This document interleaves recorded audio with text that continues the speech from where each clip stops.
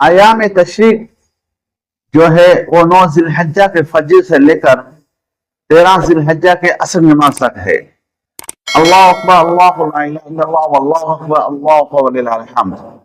हर फर्ज नमाज के बाद एक मरतबा आवाज से बुलंद पढ़ना वाजिब है। मर्द हजरात जो हैं वो बुलंद आवाज से पढ़ेंगे, औरतें जो है वो पस्त आवाज से पढ़ेंगे।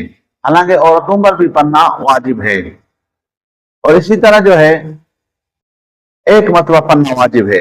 एक से ज्यादा जो आमतौर पर रवाज है 3 मरतबा पढ़ना, यह खिलाफ सुन्नत है। अल्लामा शामी ने इसको बिदअत कहा है। और इसी तरह आप ये बात समझें कि बसा औकात ऐसा होता है कि हम इमाम का इंतजार कर रहे होते हैं कि इमाम पढ़ेगा तो फिर हम पढ़ेंगे। इस तरह नहीं, इमाम का इंतजार न किया जाए, बल्कि जैसे ही सलाम फेर दिया तो मुक्तदी पढ़ना शुरू कर दे।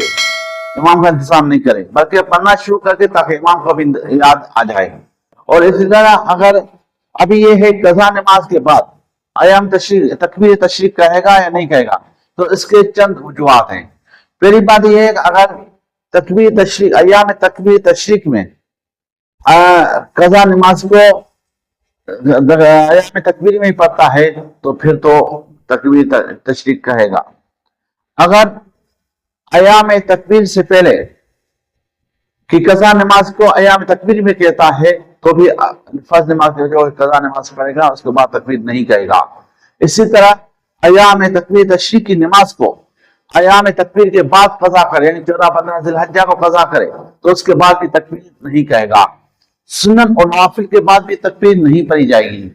इसी तरह नमाज जनाजा के बाद भी नहीं पढ़ी जाएगी। अलबत्ता जुम्मे नमाज के बाद जो है तकबीर तशरीक पढ़ी जाएगी। इस तरह ईद नमाज के बाद पढ़ना भी इसको मुस्तहब है, जो बात का अक़वाल है। अब यह है कि अगर किसी वजह से भूल गया और मस्जिद से बाहर निकल गया तो अब इसकी कज़ा नहीं है, इसकी तौबा और इस्तिग़फ़ार है। या नमाज के बाद कोई ऐसा काम किया जो नमाज के मुनाफी है, जैसे सलाम फेरा और मोबाइल निकाल के किसी से बात कर ली, या कोई मैसेज पढ़ा और उस मैसेज को जुबान से पढ़ लिया, तो भी जो है तकबीर तशरीक जो है वो साकित हो जाएगी। अब उसके लिए तौबा और इस्तिग़फ़ार है।